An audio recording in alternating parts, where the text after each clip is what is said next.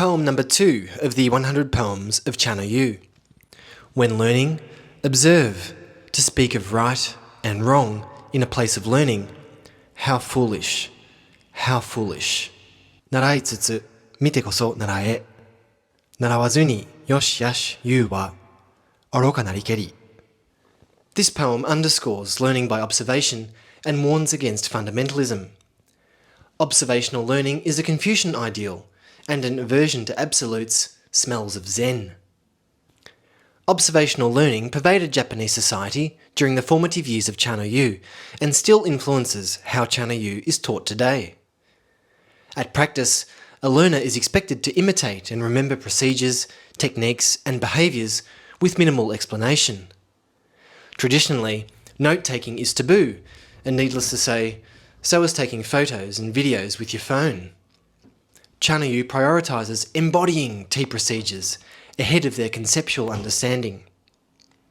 The thought is that embodied practice will stimulate a more profound realisation of its meaning, in the same way Zen Master Dogen equated just sitting, or taking on the posture of Zazen meditation, with silent illumination, or the realisation of the self and all phenomena as a unified totality. Whew! In other words, doing the tea preparation ceremony is awakening to the deeper meaning of practice. But upholding ideals of observational learning can alienate eager students when Chanoyu is taught outside a Confucian and Zen-soaked society. Here it is the art that finds itself in a place of learning. How does Chanoyu take root in a different culture? Chanoyu and its purveyors must become students of their situation, students of their students. Zen Master Mumon said, "If you argue right and wrong, you are a right and wrong person." Zen has taken root in all cultures around the world.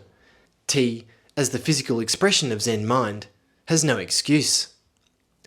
Tea practitioners must observe with a supple mind, or Chanoyu will forever stay foreign.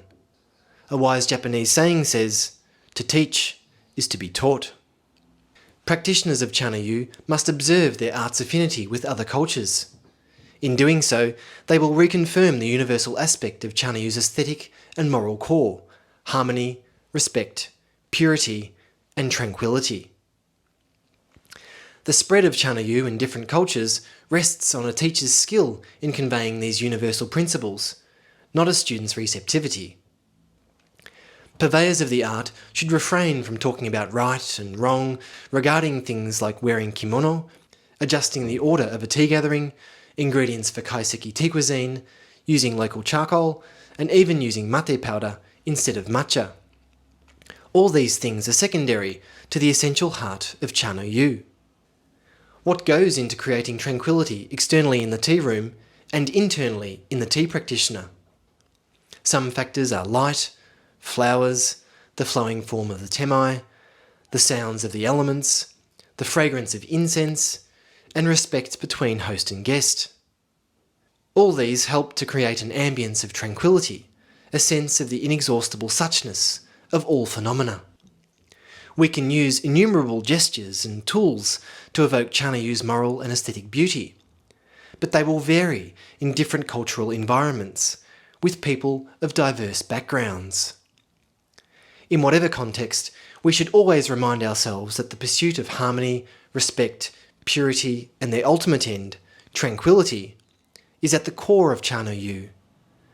Without reverence for this fact, Chanoyu diverges from a path of self-realisation to a pastime. A narrow mind will want to speak of right and wrong. A lazy mind will not want to discuss right and wrong. The path of practice realisation cultivates the middle way.